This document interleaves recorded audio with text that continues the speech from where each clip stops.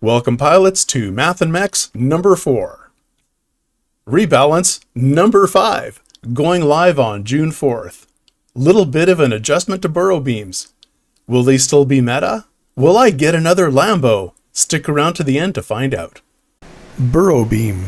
Damage will be split 70% to shields and 30% to hit points.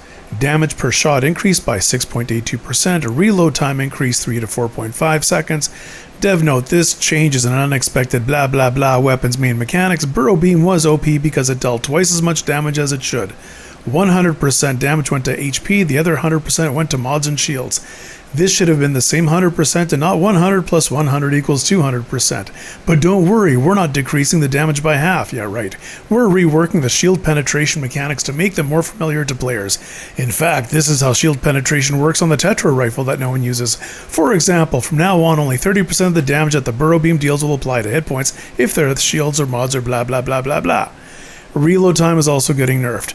ChefVlahos note, accurate? That depends on how this actually gets implemented. I'm assuming it's normal damage. 30% penetration through shields slot A and B mods. That penetrating damage is then affected by galvanic hull, and hardened hull is part of HP like normal. I'll post something if it looks like there's some weirdness. Let's get on to the real meat. Here's a Burrow Beam 6 on a free-to-play account. Magazine does 37,820 damage, 1,891 damage per shot. We should see double that for slot A mod and HP, and we do. 3.8k HP per hit, as expected.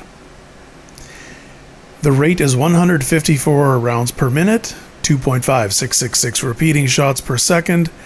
Mag depleted in 1 second plus 7.79 seconds. And then a reload of 3 seconds, repeat.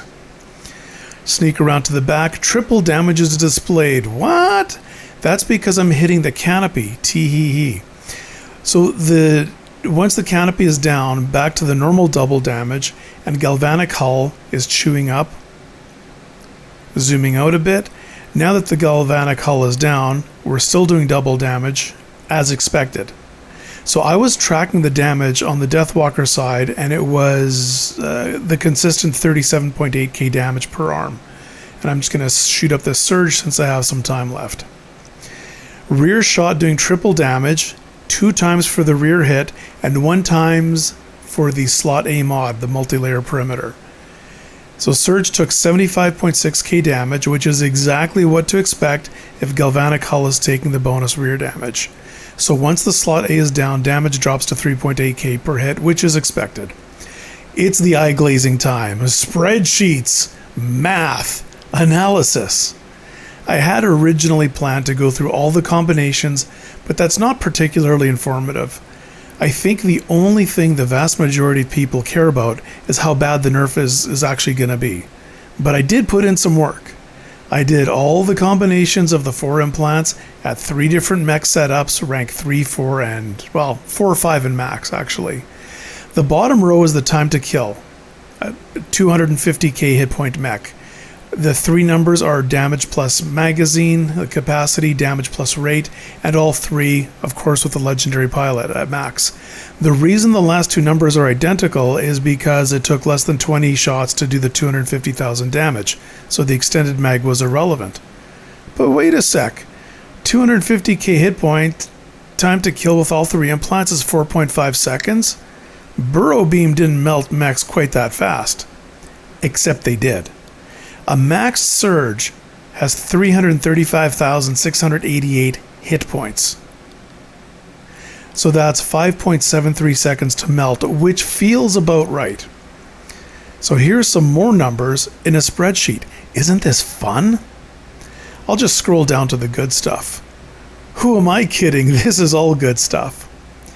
Okay, the reload time, even with the max to reload implant, is still bad.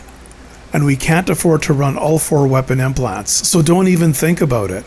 That's just crazy talk.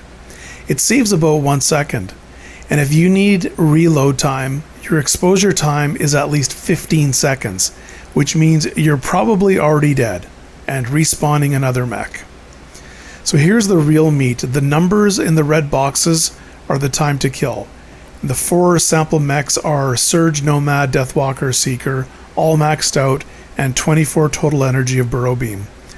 I calculated the number of shots to take out the shield, and yes, I assume it's multi-layer perimeter, and I mentioned in the first mod edition of Math and Mechs that we might see a shift to a different slot A, but for now it's all MLP. And that's at 70% because the other 30% goes to the hit points, the body, because of the penetration. Then I calculate the regular damage and shots to finish. If the shots are more than the mag, I add the reload time, and I didn't forget the 1 second spin up time. This first chart is legendary pilot, magazine, and fire rate. So I'm just going to get back to some random footage here, and I'll just keep babbling about some other things. Now remember that the pilot gives 70% damage. We're always talking about max, so pinked, maxed out legendary pilot, 70% damage. So adding the damage implant increases that from 1.7 to 2 times the damage, and that's only an increase of 17.6%. I addressed this in more detail in another video, but since most mechs need 2 implant slots for duration and cooldown, you only have 2 slots left for the weapon. Now if you can run just the cooldown, go with damage, magazine, and rate.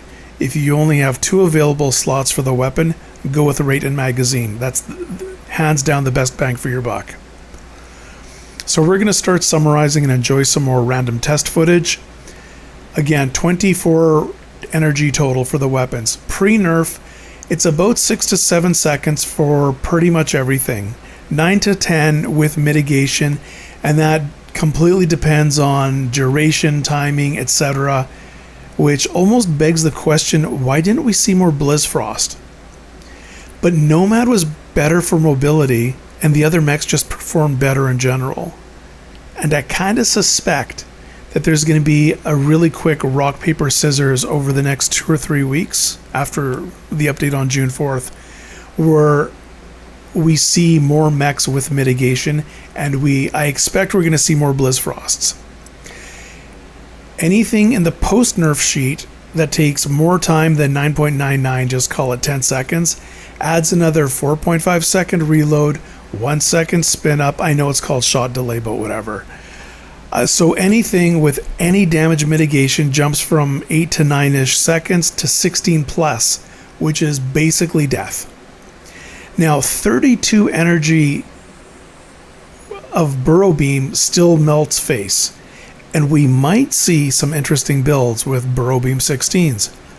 Maybe Deathwalker, especially if you're expecting a big cluster in the middle beacon when you're fighting early on to see who caps it first. And I do want to test a Redox after the buff, because I always like that mech. Now Mimicker for 32 energy with better stealth than Eclipse and good speed, that might make an appearance. And of course we have Deathwalker. What about Salvor? That thing's pretty dang tanky because it heals itself 100,000 while just under hit points per barrage of healing balls. And Solus with the post-buff speed buff, that actually might see Burrow Beam 16s. Hey, let me know in the comments what 32 energy mech you think can use Burrow Beam after the rebalance, if any. And finally, to answer my original question of accurate? No. The post-nerf is actually half damage plus the reload time, but we all knew it was OP and a nerf was inevitable. So is the statement that it's not really cut in half accurate? Nah, it's not. But I think it's fair. I don't think that Burrow Beam, a total energy of 24, is going to stay meta. Except, and my prediction is it'll still see play on Seeker, and it might see play on Surge still. But I expect it's going to fall out of favor, especially if people start using mechs with damage mitigation, because the damage mitigation completely hoses it. Thank you so much for watching. I know it's been a while since I've done a Math and Mechs. There's another one coming up about gambling. Please like, share, subscribe. I do need another Lambo, so contribute whatever you can. Or if you're a baller like BMP, hook me up with at least a Corvette. And I do need an Alienware gaming rig, because my old gaming rig is, well, it's not top shelf anymore. Much love, everyone. Have fun out there. Opa.